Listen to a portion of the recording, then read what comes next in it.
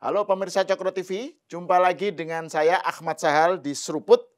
Kali ini tamu saya sebenarnya bukan orang asing di Cokro TV. Dia pernah punya mata acara program di Cokro TV yang sekarang berhenti dan cukup sering tampil di TV sebagai tokoh politisi muda yang banyak membela partainya, membela Jokowi, membela Prabowo. Bro Uki, Dede Uki. Selamat datang Bro Uki. Terima kasih sudah diundang Mas Nah, sekarang beliau, saya panggil beliau nih. Waduh. Bro Uki ini selamat ya atas pengangkatannya, amanahnya sebagai juru bicara kepresidenan ya. Siap, terima kasih. Terima kasih. Kepresiden berapa orang? 6 ya? Ada 6 orang. Okay. Nama-namanya itu adalah pertama Mbak Adita. Ya. Beliau itu pernah menjadi staf sus Menhub. Lalu ada Kang Ujang Komarudin, pengamat politik ya dari Universitas Al Azhar Indonesia. Lalu juga ada Mbak Prita Laura. Beliau ini ex-presenter.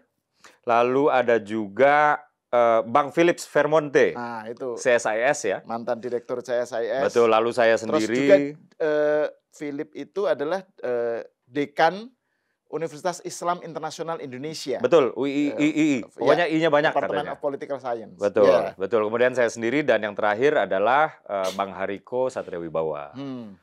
Jadi begitulah komposisinya sekarang, perjubiran di kantor komunikasi kepresidenan. Pantesan tuh sekarang bajunya juga udah beda ini. Oh ini ya nih. Kita harus representatif. Iya, betul. Nah ini jadi kita pengen ngobrol. Sebenarnya ya santai aja ngobrol-ngobrol tentang lingkup yang menjadi concern atau tugas dari Bro Uki ya.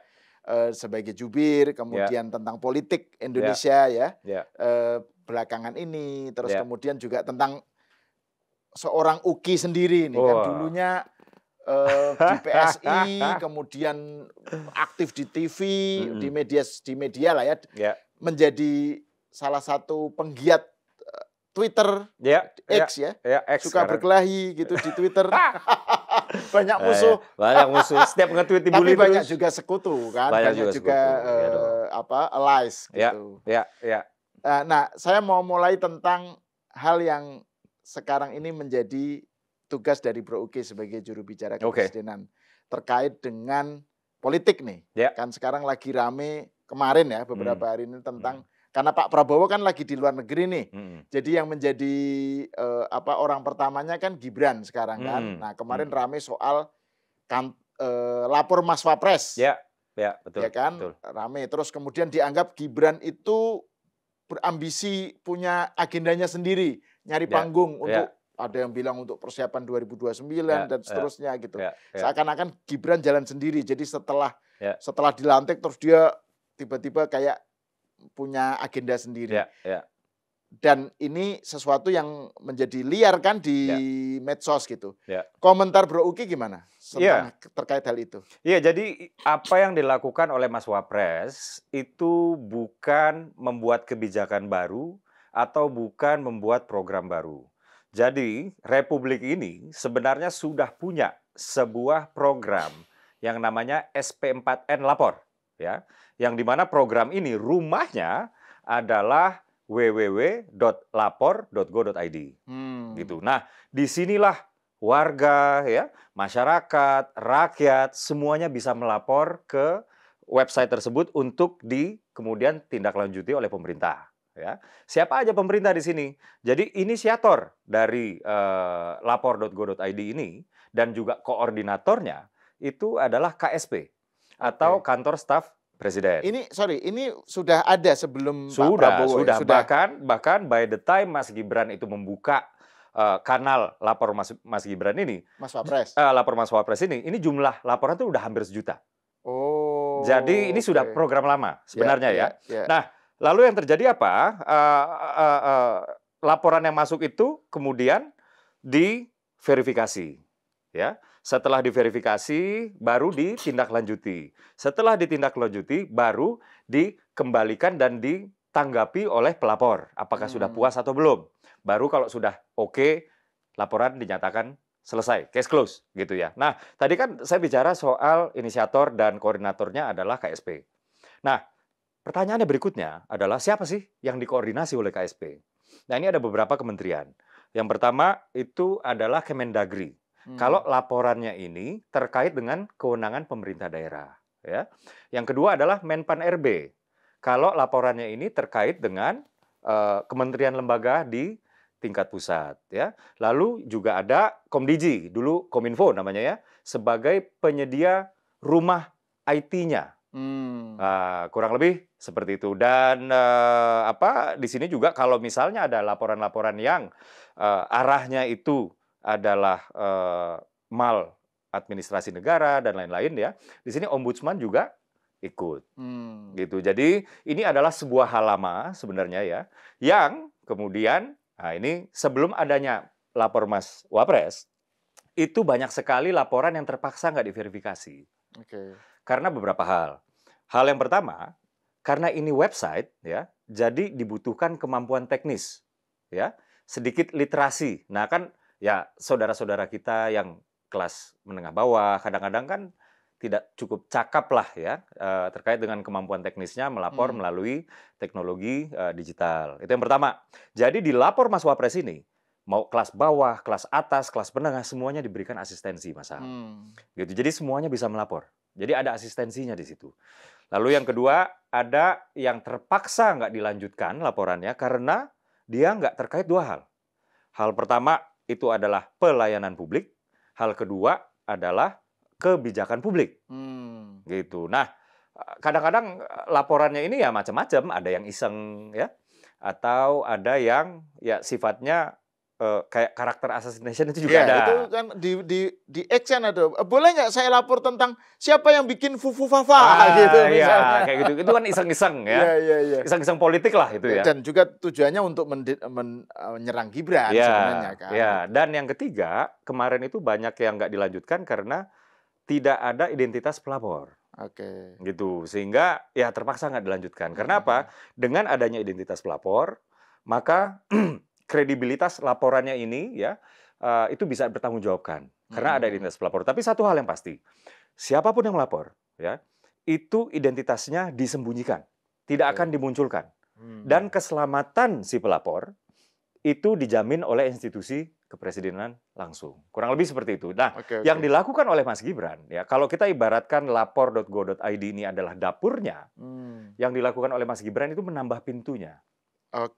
Gitu. Jadi apa yang dilakukan oleh Mas Gibran itu hanya menambah input laporan yang baru, kanal baru aja ya untuk sebuah kebijakan yang udah existing. Gitu. Nah, masalah aja tadi kan nggak tahu ada lapor.go.id ini kan? Nggak tahu ya. Karena kan yang diberitakan kan tiba-tiba Mas Wapres ya Gibran bikin inisiatif itu, terus kemudian kan ada narasi yang mengatakan atau nyinyiran yang bilang bahwa itu kan levelnya kelurahan, level kabupaten gitu. Ngapain Wapres ngurusin seperti itu? Jadi itu yang berkembang dan terutama juga dikaitkan dengan langkah-langkah gercepnya Gibran setelah pelantikan kan, Bro Uki, yang melihat MRT, terus menemui utusan pejabat dari China atau dari Jepang atau pokoknya sangat gercep ya, terus kemudian makan bergizi sehat, percontohan. Intinya seakan-akan Gibran itu jalan sendiri gitu. Padahal ini tentu atas Pak Prabowo pasti tahu ya. Menurut Bro Uki gimana itu? Jadi pertama misalnya yang terkait dengan lapor Mas Wapres ya. Tadi saya sudah bilang ya bahwa ini bukan kebijakan baru, ini bukan program baru ya. Mas Gibran hanya memperkuat program yang sudah existing dengan cara-cara yang levelnya itu giat ya, bukan program, bukan juga kebijakan. Dan satu hal yang pasti, Pak Prabowo, Presiden Republik Indonesia, itu mengetahui ya, membolehkan, mengizinkan ya Mas Gibran untuk melakukan itu semua. Jadi tentu saja ya Mas Gibran dan Pak Prabowo sebagai presiden, Mas Gibran wakil presiden, Pak Prabowo sebagai presiden, ini bergeraknya sebagai sebuah kesatuan. Jadi memang ya kami sadar bahwa di luaran itu banyak sekali narasi yang berkembang, ya seolah-olah untuk membangun persepsi bahwa antara presiden dengan presiden berjarak, presiden dengan wakil presiden itu berjarak, ya. Atau seolah-olah memberikan alasan-alasan untuk presiden tidak menyukai wakil presiden. Atau sebaliknya, ya. Demikian juga wakil presiden ke presiden. Tapi satu hal yang pasti ya, antara Presiden Republik Indonesia dengan Wakil Presiden Republik Indonesia adalah sebuah kesatuan, ya. Mereka berada di sebuah institusi yang namanya kepresidenan, dan chemistry di antara Pak Prabowo dengan Mas Gibran ini luar biasa baik. Luar biasa baik. Jadi kita sama-sama tahulah ya, Pak Prabowo itu mengadakan misalnya penggemblengan, bahkan sebelum di Magelang kan sudah ada pembekalan di ini ya, Hambalang ya, dan lain-lain. Dan Pak Prabowo itu kan selalu narasinya itu persatuan dan persatuan. Elit, ya. Iya. Karena tantangan begitu besar di Betul. depan, nggak bisa dihadapi sendiri. Betul. Harus bersatu kayak gitu-gitu kan. Iya, dan nggak mungkin ya kemudian antara presidennya dengan wakil presidennya sendiri nggak kompak, itu kan nggak mungkin gitu. Jadi narasi yang berkembang di luar ya terkait dengan wah udah ada jarak nih, wah Mas Wapresnya melakukan ini inisiatif sendiri, wah melangkahi presiden segala macam, itu tidak benar ya. Dan presiden dan wakil presiden dalam hal ini apapun yang mereka lakukan, mereka adalah sebuah kesatuan, dan presiden sebagai pimpinan dari institusi yang namanya kepresidenan ini mengetahui, membolehkan, dan mengizinkan. Atau di beberapa hal bahkan menginstruksikan. Seperti ketika Pak Prabowo sebelum berangkat ke Tiongkok ya. Jadi kan rangkaian kunjungan Pak Prabowo di luar negeri itu lumayan lama ya. Itu berangkatnya itu dari tanggal 8 sampai tanggal 26. Ya, kurang lebih 14 hari. Ya. 1 hari sebelum pilkada ya? Ya. Pilkada kan 27. 27. Oh, 26 ya. 26 tiba di Jakarta. Ya. Oke. Kurang lebih 14 hari. Dan sebelum Presiden Prabowo itu take off, berangkat, itu Kepres yang menyatakan bahwa wakil presiden dalam hal ini mewakili presiden. Jadi ini narasi yang berkembang ini harus diluruskan ya. Ada yang bilang mengambil alih ya. Ada yang bilang bahkan PJ presiden, PLT presiden. Ya, ini luar biasa nih. Ini enggak mewakili presiden ya. Kenapa ini harus ditekankan? Karena kalau PJ atau PLT ya ini kan kaitannya dengan presidennya nggak ada. Iya. Maka seseorang diangkat menjadi presiden, walaupun itu lingkupnya sebenarnya di daerah ya. Dan ini nggak terjadi karena presidennya tetap presiden RI ya, yaitu Pak Prabowo Subianto, dan berhubung beliau lagi dinas ke luar negeri, maka seseorang harus in charge untuk take the lead di dalam negeri, dan itu adalah wakil presiden sesuai konstitusi. Dan hal ini normanya memang begitu. Gitu, dan dikepreskan oleh Pak Prabowo. Dan kepresnya ini jelas penugasannya apa, ya, sampai dengan tenggat waktunya sejak tanggal berapa hingga tanggal berapa ini jelas.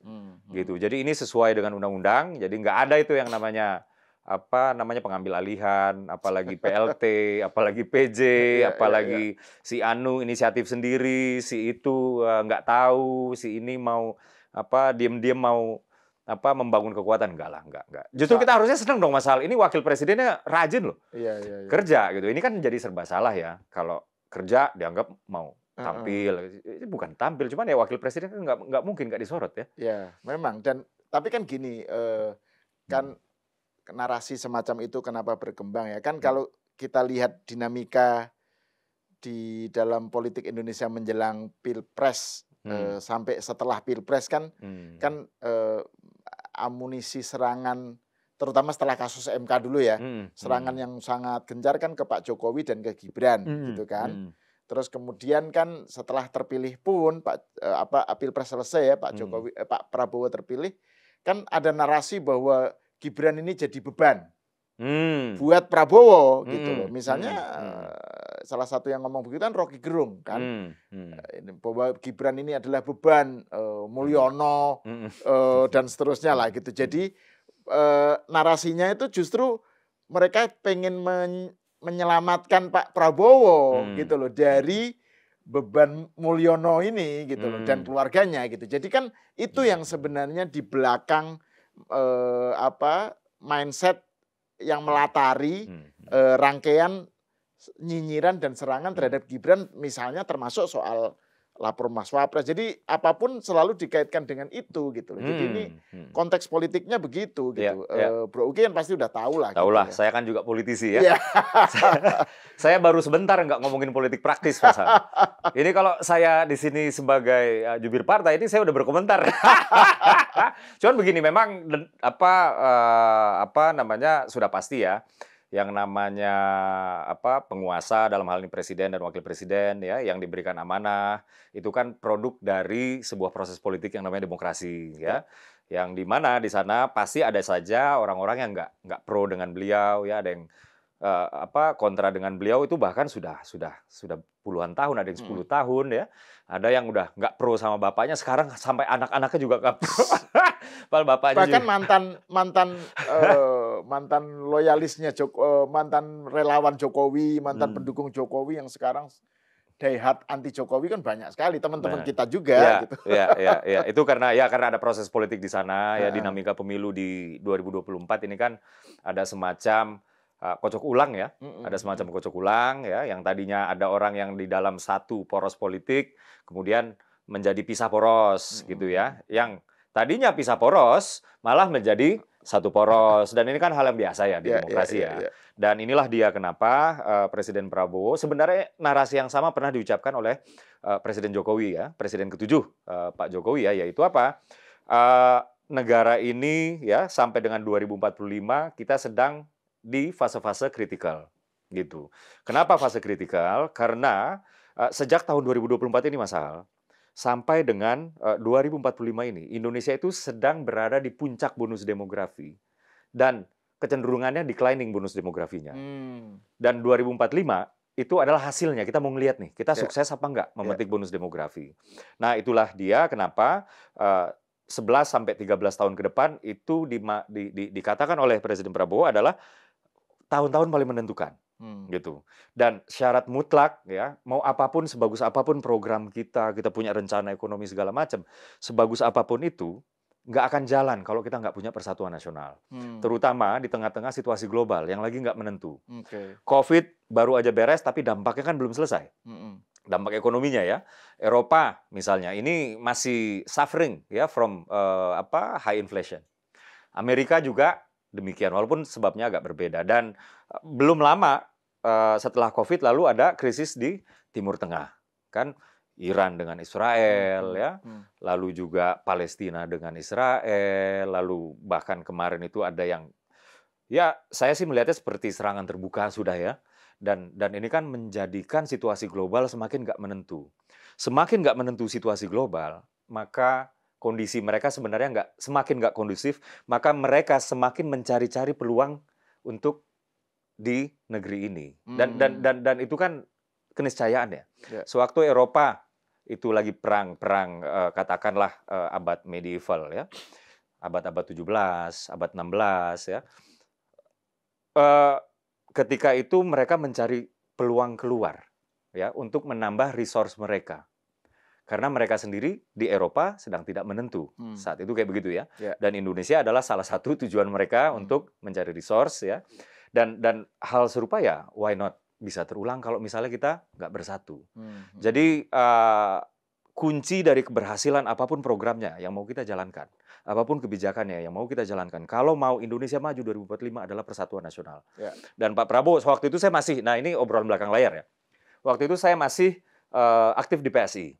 Dan PSI belum mendukung Partai Solidaritas Indonesia. Partai Solidaritas Indonesia. Dan PSI waktu itu belum mendukung Pak Prabowo ya.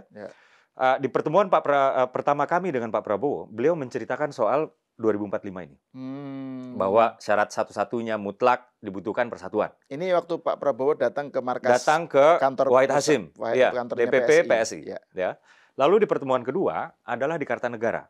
Gitu. Kebetulan saya ikut lagi tuh di Kartanegara. Pak Prabowo bercerita bahwa beliau pernah membaca buku, dan di buku tersebut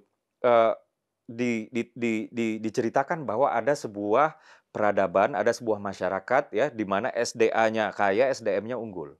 Namun akhirnya masyarakat tersebut, peradaban tersebut harus musnah dari muka bumi dikarenakan apa? Dikarenakan para elitnya di situ berkonflik, berantem satu sama lain. Nah, di pertemuan berikutnya diceritakan juga oleh Pak Prabowo kepada saya dan audiens yang lain ya, bahwa mungkin saja kita saat ini adalah rival di dalam sebuah kompetisi politik, kontestasi politik yang namanya pemilu. Tapi kan setelah ini kita apa? Kita ini mitra dalam pembangunan nasional. Kayak gitu. Jadi seserius itu Presiden Prabowo ya melihat pentingnya persatuan nasional. Walaupun kadang-kadang disalahartikan ya oleh banyak orang ya. Wah, negara ini harus seimbang segala macam lah kayak gitu-gitu ya. Cuman memang sedikit aja ada riak-riak di antara kalangan elit ya. Kami dapat pastikan Mas Hal bahwa asing yang sekarang lagi suffering ini ya bisa saja kemudian mendapatkan ruang untuk setidaknya mengambil keuntungan buat mereka sendiri. Saya ambil contoh misalnya hilirisasi. Ya kan, kita sama-sama tahulah hilirisasi ini banyak sekali ditolak oleh negara maju. Ya kan? Dan hilirisasi ini misalnya Uni Eropa gitu kan. Iya kan, Pak Jokowi sendiri yang bilang kan bahwa... Betul. Dan begini, Indonesia ini kan dulu kan penghasil minyak ya. Dan hingga saat ini ketika minyaknya sudah mau habis, kita masih gini-gini aja. Gitu. Dan mungkin saat itu kita nggak punya sumber daya, kita nggak punya infrastruktur, kita nggak punya modal, kita nggak punya SDM dan lain-lain. Boleh, ya. Saya nggak mau menyesali yang lalu-lalu. Cuman yang kayak begitu kan nggak boleh terulang, gitu. Nah, tentu saja kemudian waktu itu dimulai oleh Pak Jokowi dengan Permen SDM-nya, ya, dimulai oleh pemerintahan Pak Jokowi ya dengan Permen SDM-nya yang kemudian pertama kali itu nikel ya, di mana kemudian ekspor nikel kita melonjak berkali-kali lipat ya, itu nilai ekspornya melonjak sampai dengan 18 kali lipat 1.800%. Dan setelah nikel diikuti boksit, setelah boksit kemudian diikuti emas, tembaga dan lain-lain. Dan tentu saja ya mereka-mereka yang selama ini menikmati pengolahan di negeri mereka menggunakan support bahan baku dari kita, tentu saja mereka terganggu status quo-nya lah di tatanan ekonomi global. Gitu. Ditambah kondisi mereka yang lagi tidak baik, tentunya mereka semakin desperate gitu untuk mencari resource lagi keluar. Resource yang saya maksud ini ya bisa bahan baku dan lain-lain. Itulah dia kenapa Presiden Prabowo begitu menginginkan, begitu mengidamkan, begitu mensyaratkan persatuan nasional ya. Kerukunan elit ya. Kerukunan elit terutama ya. Kita sama-sama tahulah waktu setelah pemilu ya Presiden Prabowo kemudian mencoba untuk merangkul mereka-mereka yang menjadi rival politiknya kan. Walaupun rada susah ya. Saat itu Pak Prabowo belum menjadi presiden ya, masih presiden terpilih. Coba merangkul di sana, coba merangkul di sini, membuka tangan. Membuka tangan itu masih pasif loh.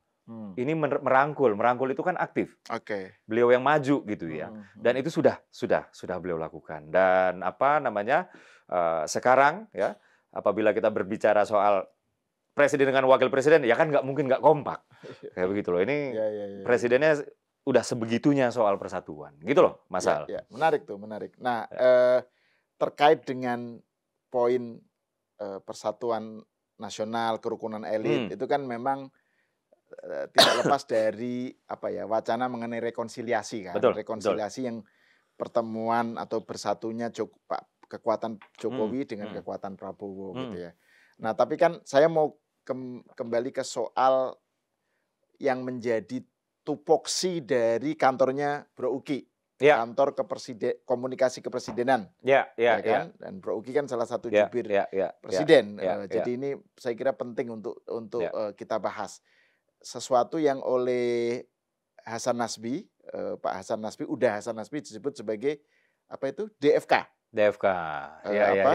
Disinformasi, fitnah dan kebencian. Nah, itu kan sesuatu yang punya potensi dan memang sering terjadi itu menjadi penyebab dari polarisasi. Betul.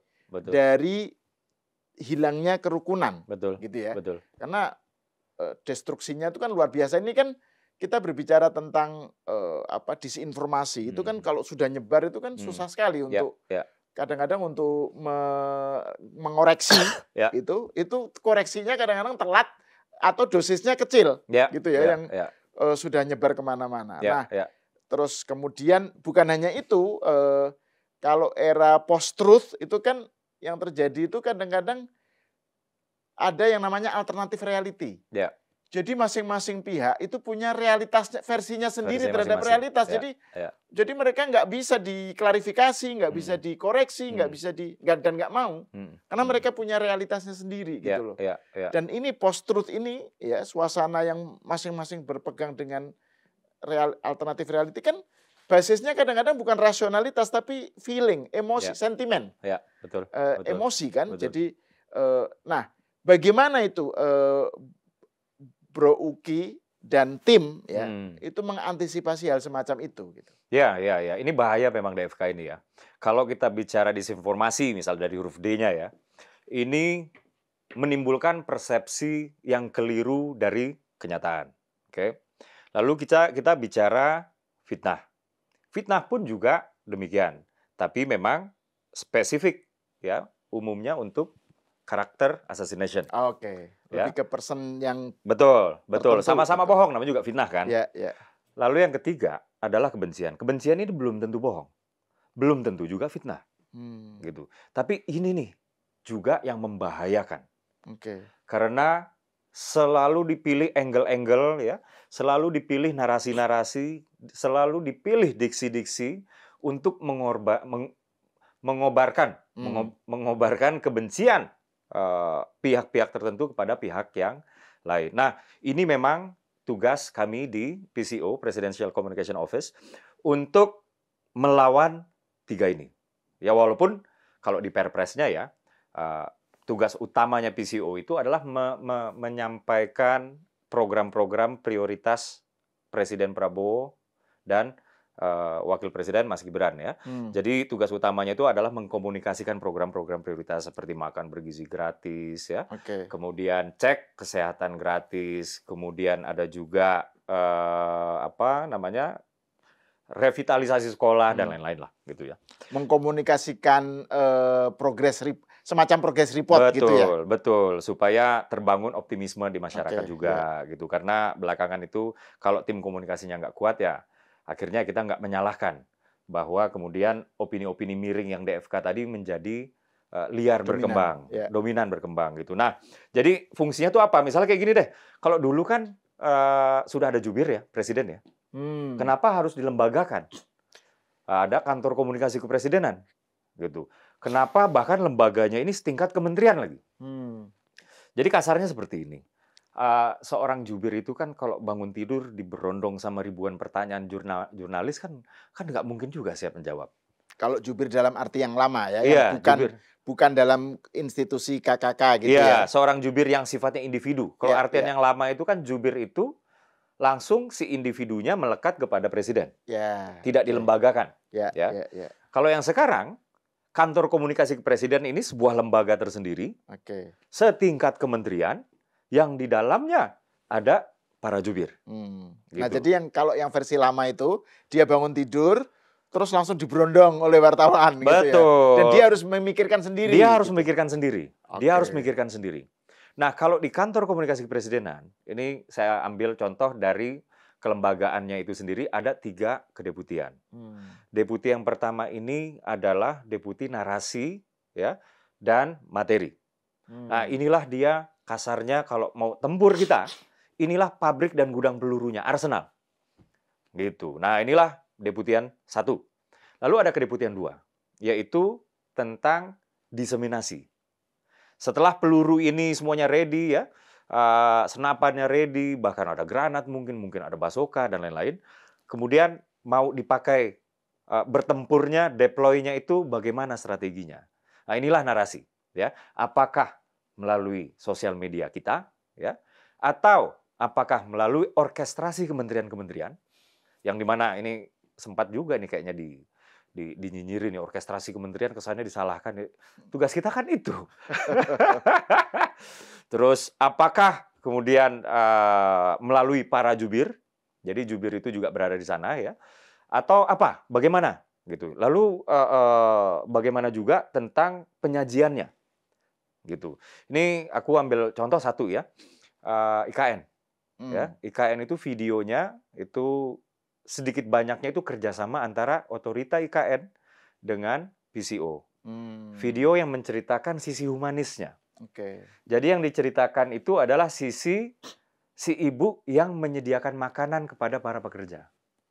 Dan si ibu tersebut asli orang sana, orang Dayak, gitu. Yang dimana si ibu ini merasa bangga karena beliau menjadi bagian, ya, walaupun nggak direcognize mungkin sama orang banyak, tapi beliau merasa bangga, beliau menjadi bagian dari dibentuknya, ya, sebuah pusat peradaban baru di Indonesia.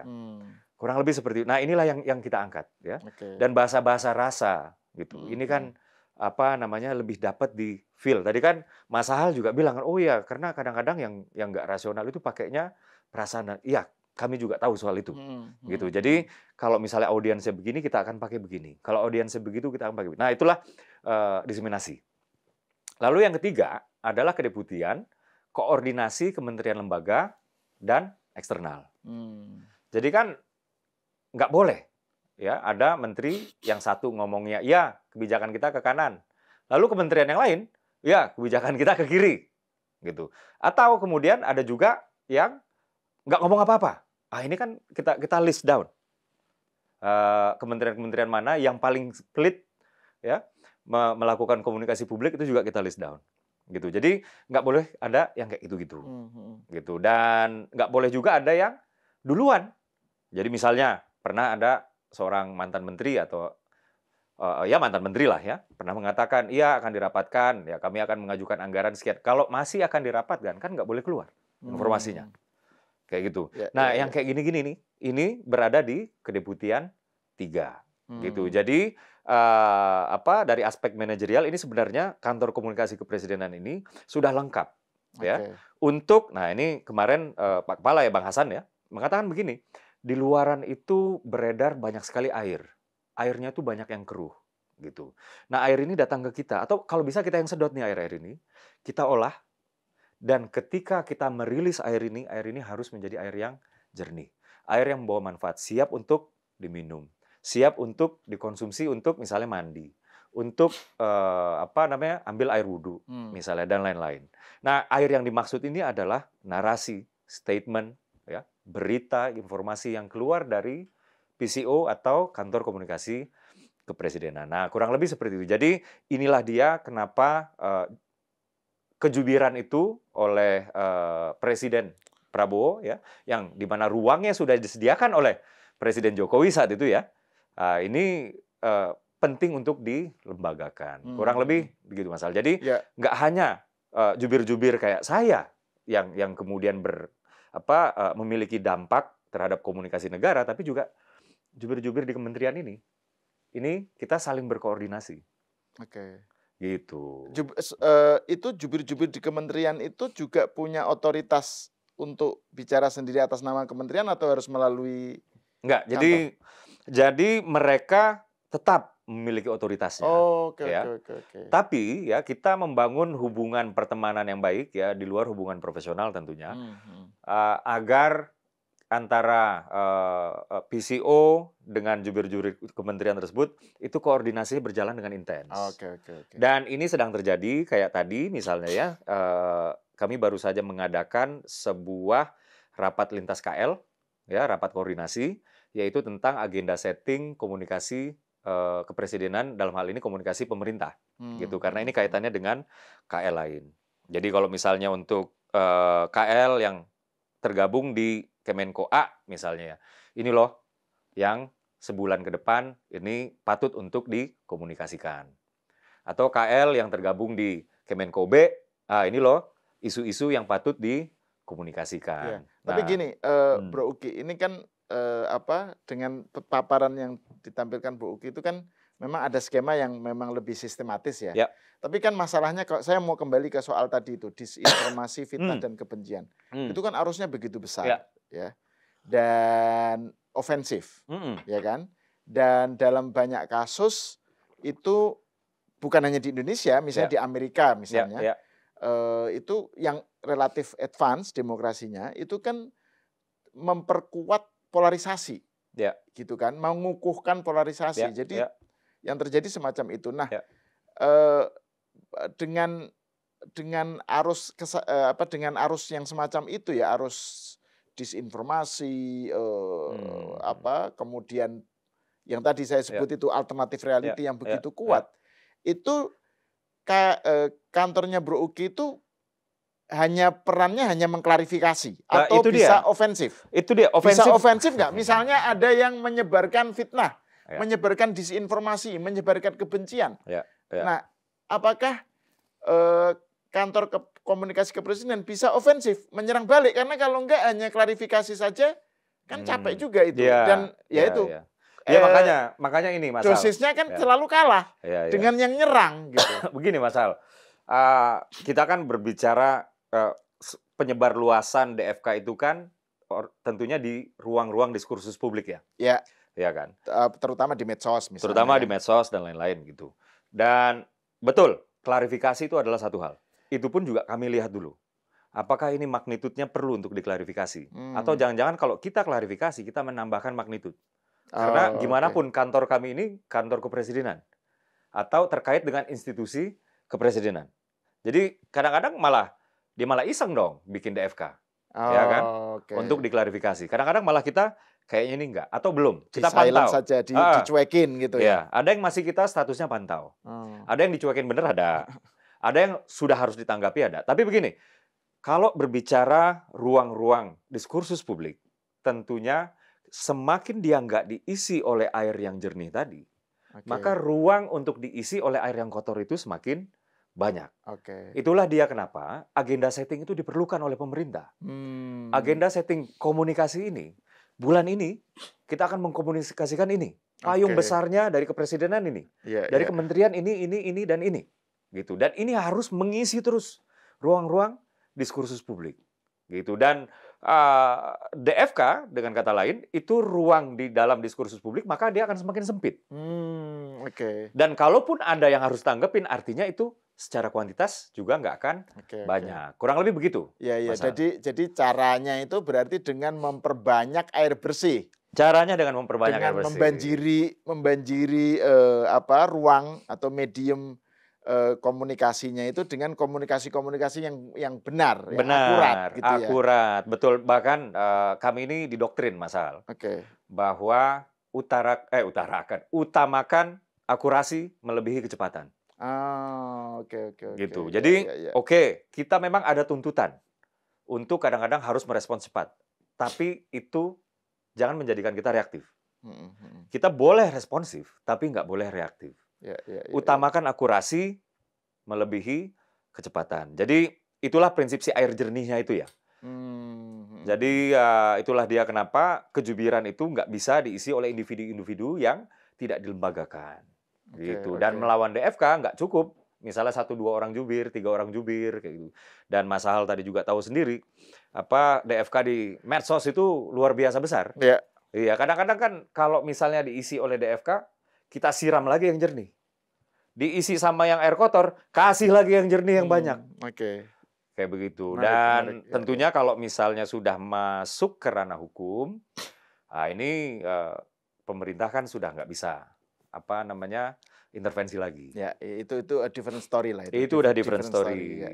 Jadi apa yang dilakukan pemerintah melalui intervensi kebijakan, yaitu memenuhi ruang-ruang diskursus publik dengan air-air jernih, air-air yang siap dikonsumsi dan lain-lain. Dan ini terjadi. Contohnya sewaktu di Magelang, penggeblengan Kabinet Merah Putih. Itu kan di PCO itu kita punya situation room. Ya, di situation room itu harus disebutkan meskipun saya udah tahu PCO itu adalah Presidential Communication Office atau kantor komunikasi kepresidenan. Jangan hanya PCO. Ntar keliru itu loh yang sawit itu apa? CPO itu. CPO. Itu CPO. Jadi maksudnya adalah Presidential Communication Office. Jadi di sana itu ada situation room atau ruang situasi. Layarnya gede banget tuh. Di situ terdeteksi tuh opini apa lagi berkembang di mana, sentimennya seperti apa, terus habis itu diskursusnya, perdebatannya bagaimana. Itu real time, detik demi detik berubah.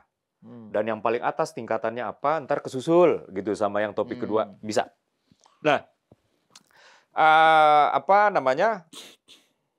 termasuk yang di Magelang ini.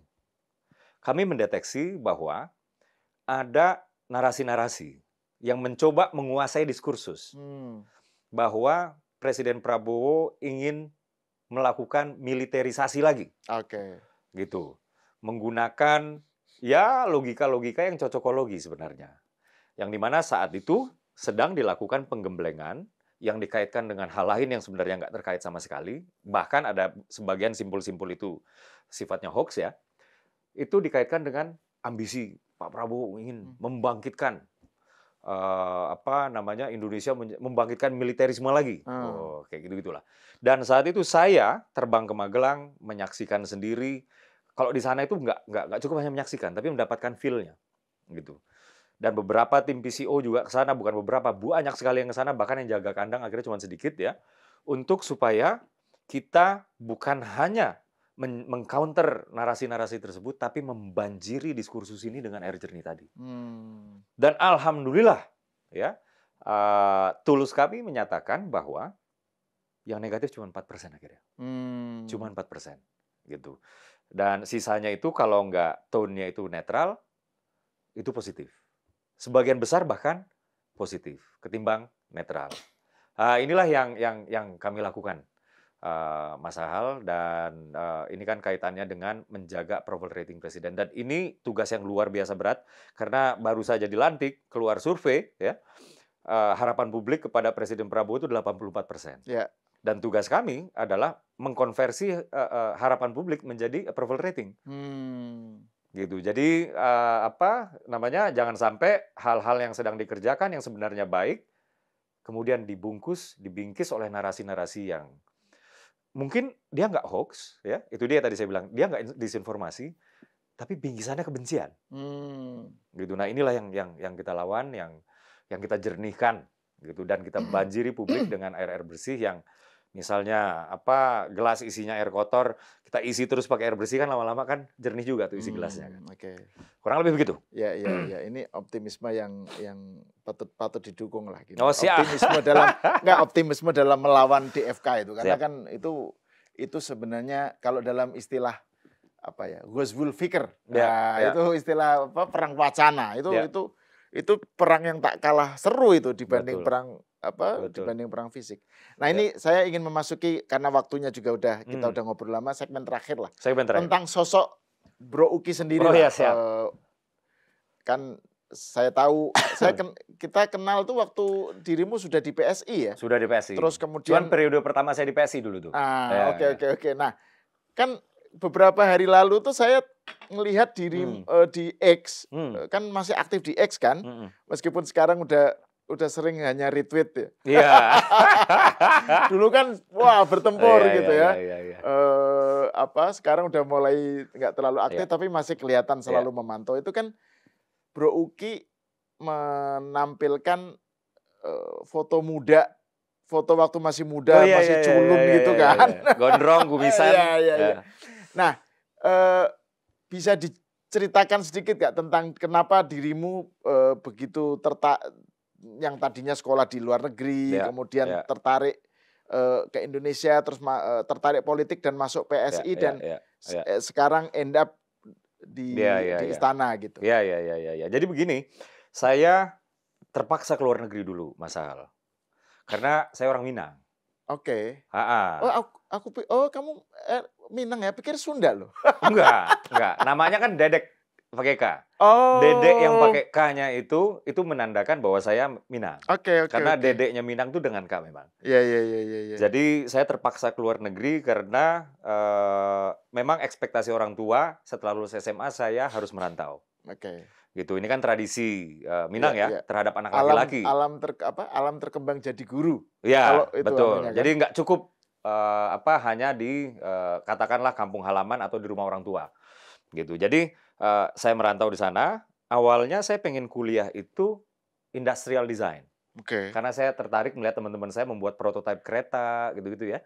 Jadi apa yang kita lihat sekarang di kereta cepat itu, WUS itu, waktu masih rare di dunia ini, kereta cepat itu masih jarang ini ya. Prototipenya yang ada mungkin Shinkansen gitu ya, yang di Jepang itu. Iya, Shinkansen sudah ada. Cuman masih jadi barang baru kali waktu itu. Oke. Itu prototipenya itu sudah menjadi kebanggaan anak-anak industrial design, gitu. Dan saya kepingin banget, gitu. Cuman kemudian karena saya murid internasional, saya harus ikut foundation course, dan guru saya, dosen saya bilang, ini di mana? Di Selandia Baru? Di Selandia Baru, ya, di Victoria University of Wellington. Dan ini saya bilang, ini cocoknya political science, begitu. Nah, saya tetap kekeh mau ngambil industrial design. Bapak saya bilang political science, begitu. Dan saya menawar, oke, nggak political science saja tapi ya. Akhirnya saya ambil double major, malah makin pusing saya. Saya pikir-pikir, ngapain saya ambil double major itu ya? Political science dengan sosiologi. Ilmu politik mengajarkan saya soal kekuasaan, how to gain power, how to maintain power, ya. Ilmu sosiologi mengajarkan saya tentang memahami masyarakat, how to understand, how to interpret society, gitu. Mencarikan masalah untuk solusi-solusi masyarakat, mencarikan solusi untuk permasalahan masyarakat yang kita bisa ketahui. Nah, singkat cerita, dari sana saya baru Mas Sahal, saya punya passion rupanya di politik ini. Saya punya passion di politik ini. Dan di sana saya mulai mengexercise passion saya dengan menjadi ketua Perhimpunan Pelajar Indonesia di New Zealand. Itu lumayan lama tuh, 3 tahunan lah, gitu ya. Dan sepulangnya dari sana, nggak lama lah saya di Indonesia, masuk ke private sector. Saya pernah, bisa dibilang kena pecat ya. Tapi sebenarnya secara administrasi nggak kena pecat, melainkan kontrak habis, tapi nggak diperpanjang. Cuman saya tahu ini sebenarnya, ini kalau kita pecat kan kita harus bayar pesangon. Kayak begitulah kurang lebih ya. Dan waktu itu saya sempat stres banget. Tapi kadang-kadang kan rencana Tuhan itu lebih indah dari maunya manusia ya.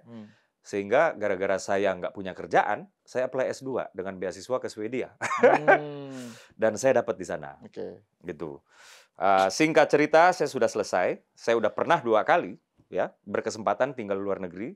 Bahkan kalau di Sweden ini mereka punya migration policy-nya itu, atau kebijakan migrasinya itu brain drain, brain gain, ya. Sehingga otak-otak yang dianggap bagus, bukan otak-otak makanan ya, maksudnya otak yang bagus sama mereka dilatih di negara mereka, diberikan S2, lalu ditawarkan untuk tinggal di sana. Pekerjaan ya, atau bahkan kita udah bisa tinggal bahkan sebelum punya pekerjaan. Begitu. Saya ingat percakapan saya dengan abang saya. Abang saya waktu itu bilang sama saya, "Ki, lu ngapain pulang sih?" Kayak gitu. Ini saya sama abang saya karena beda cuma 2 tahun, jadi kalau ngomong kayak begitulah ya. "Lu ngapain pulang sih? Bego lu." Kayak begitulah. Itu kalimat saya dengan abang saya yang seada-adanya itu ya. Saya bilang, "Ya, pengen pulang. Emang kenapa sih?" "Ya kan di sini nih. Lu mau kuliah S3 gratis, bahkan digaji. Di Swedia kuliah S3 bukan hanya gratis tapi digaji. Lu nikah, lu misalnya istri lu ngelahirin, dari uang popok dibayar negara, terus childcare-nya gratis, dia TK dari playgroup sampai S1, S2, S3 juga semuanya gratis. Ya, gitu. Sakit segala macam gitu. Welfare state ya. Welfare state. Terus lu ngapain? Pulang ke Indonesia katanya gitu. Dan yang dibilang sama abang saya itu benar, Mas Sahal. Makanya saya bilang, apa yang lu bilang itu benar semua gitu. Justru itu gua pengen pulang ke Indonesia karena gue juga pengen Indonesia kayak Swedia. Gue juga iri sama Swedia, dan gue percaya Indonesia bisa kok kayak Swedia gitu. Dan ya udah, antara saya sama abang saya berbeda mazhab aja sebenarnya ya. Mungkin itu bahasa sayangnya abang saya, cuman beliau itu ya sekarang sudah menetap dan beranak pinak dalam tanda kutip di Swedia sampai sekarang. Sampai sekarang.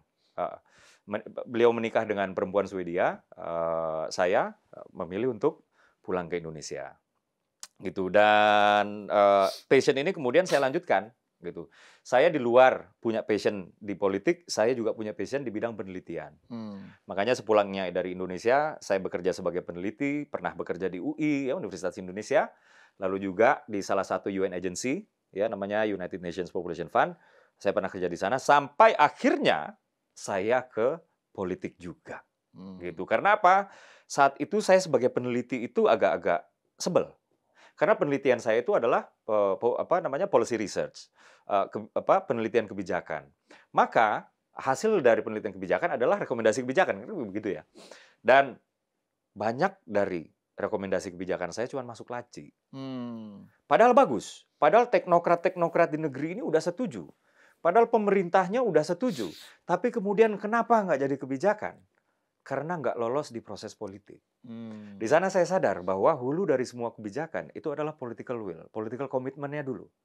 Baru kemudian turun ke financial commitment, baru aspek teknokratiknya, baru teknis dan lain-lain.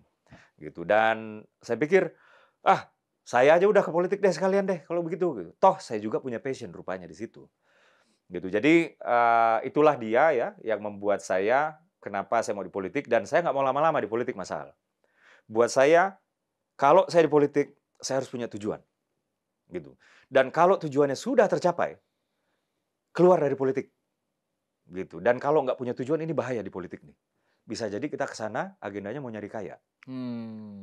Gitu. Bisa jadi kita ke sana agendanya mau cari godaan. Kalau kita punya tujuan, stick sama tujuannya aja. Dan kalau kita stick sama tujuan, insya Allah lah, kita berarti fokus, kita berarti tekun di jalur yang itu, dan tujuannya bisa tercapai. Gitu. Dan cita-cita saya pengennya pensiun sebagai guru besar nanti. Dan politik tadi kemudian berlabuh ke PSI, ya? Iya, karena saya punya nilai, ya. Memang PSI ini bukan partai yang sempurna, Mas Al. Kalau saya jembrengin kekurangannya itu banyak, gitu ya. Tapi saya ini semi SJW sebenarnya. Bahkan dulu SJW itu social justice warrior, by the way, yang kerjaannya kritik-kritik pemerintah, kritik sistem, gitu ya. Saya berangkatnya ke politik karena itu, gitu. Dan PSI adalah partai yang paling dekat atau yang paling bisa mengakomodir saya punya idealisme politik. Gitu. Dan itulah dia kenapa saya berada di PSI. Bahkan sampai sekarang saya masih percaya bahwa kalau saya nggak di PSI, artinya saya udah nggak di politik. Begitu. So, kalau PSI kemudian terbang tinggi, ya berarti saya menikmati momen itu. Tapi kalau PSI harus karam, saya karam bersama PSI. Kurang lebih begitu, Mas. Ya. Gitu. Dan sekarang kemudian berlabuh bersama Hasan Nasbi. Betul, betul. Jadi saya suatu hari berkonsultasi, ya selalu minta arahan ya ke Bang Jeffrey Giovanni, Ketua Dewan Pembinanya PSI.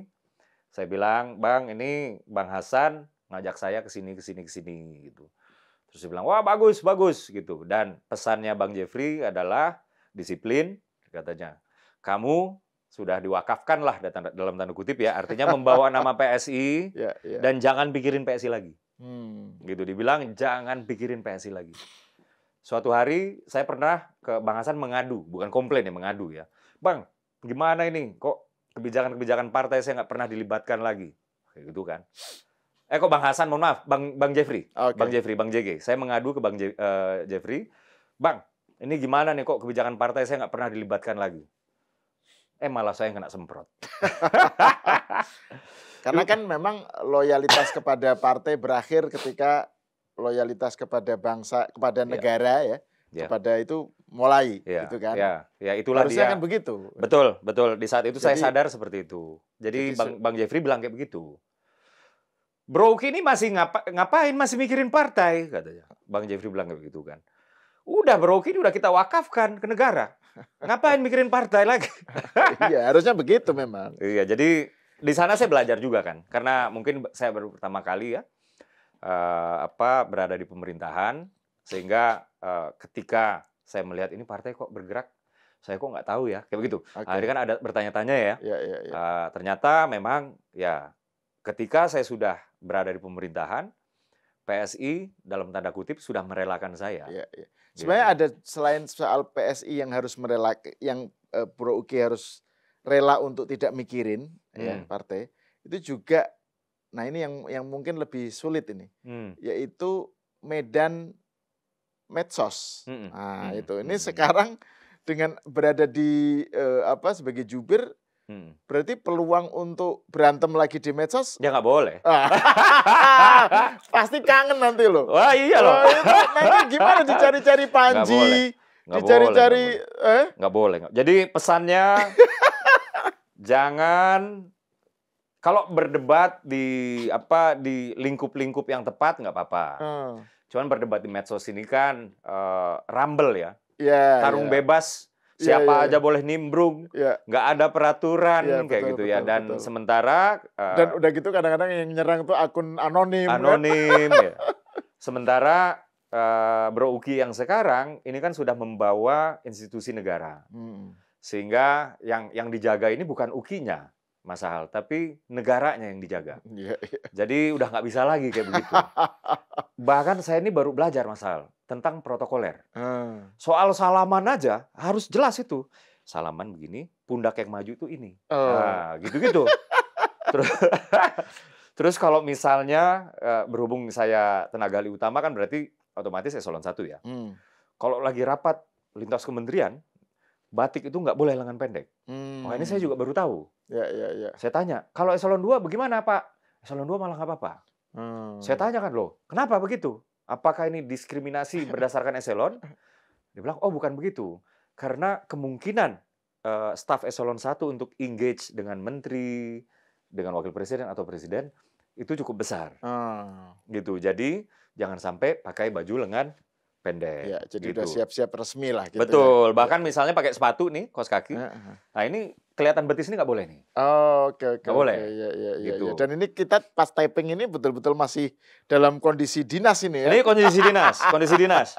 Tuh, ini saya sengaja beli sepatu warna hitam. Saya sebut sepatu PNS. Biar saya bisa pakai sehari-hari kan. Karena sepatu saya warnanya coklat semua. Nah ini saya sengaja beli yang warna hitam. Ini saya sebut sepatu PNS untuk saya pakai untuk kerja. Kurang lebih begitu. Jadi memang ada perubahan-perubahan sikap. Jadi kalau penonton Cokro TV, jadi saya juga ada yang di DM segala macam.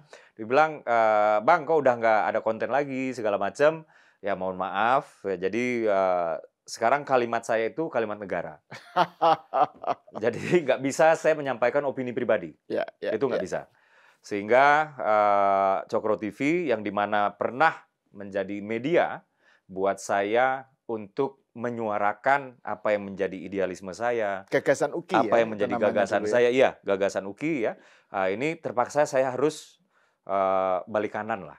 Istirahat dulu. Jadi, ya. Oke, siap. Ya terima kasih Bro Uki atas diskusinya.